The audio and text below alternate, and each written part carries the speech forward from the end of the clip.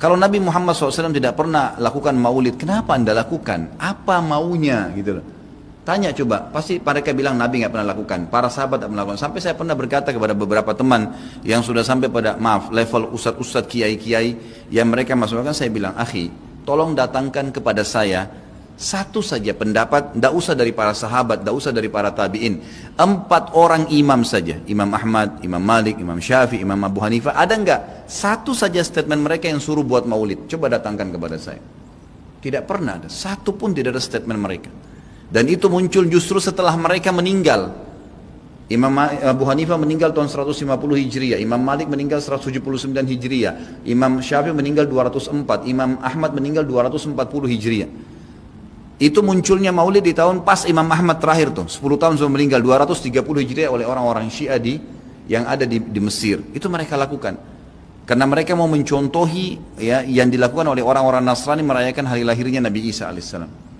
Banyak orang bilang ini kan cuma untuk syiar. Syiar akhi, sampaikan sejarah Nabi Muhammad SAW.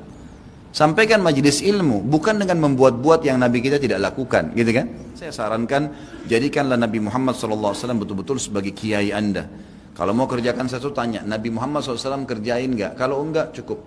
Kita nggak lebih pintar dari Nabi SAW, teman-teman. Dan boleh diutus untuk dicontohi. Yang diperintahkan saja sudah padat, sudah banyak. Untuk apa buat-buat lagi? Udah banyak gitu kan? Dan anehnya teman-teman yang buat acara maulid ini, subhanallah, banyak sunnah Nabi yang ditinggalin. Banyak, melimpah sunnah Nabi nggak dikerjakan. Banyak sekali, kita temukan kukunya masih panjang, hal yang kecil. Istrinya belum pakai jilbab, dia masih belum datang ke masjid sholat 5 waktu, banyak. Rame-ramein aja pada saat acara itu saja, itu pun tidak ngerti apa itu acara. Datang baca salawat, berdiri tengah-tengah, padahal dianggap ruhnya Nabi SAW sedang lewat tuh. Itu keyakinan mereka itu. Coba tanyain gitu kan, memang sudah begitu. Jadi tidak cukup dengan kata-kata baik. Mohon maaf, saya katakan ini dengan teman-teman yang melakukan perbuatan-perbuatan yang Nabi SAW tidak perintahkan.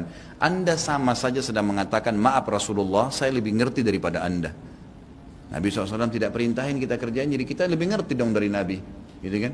Padahal kita disuruh menjadikan Nabi Muhammad SAW sebagai suri tauladan. Yang disuruh saja, jangan tambah-tambah, cukup. Cukup. Dan yang tidak dicontohkan sama, jangan juga dilakukan.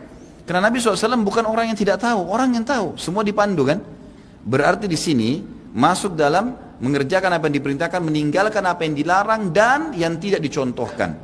Karena di sini dilarang itu bisa Nabi SAW larang atau Nabi SAW sengaja tidak lakukan untuk menunjukkan kalau itu tidak boleh. Kan seperti itu. Semoga Allah berikan hidayah.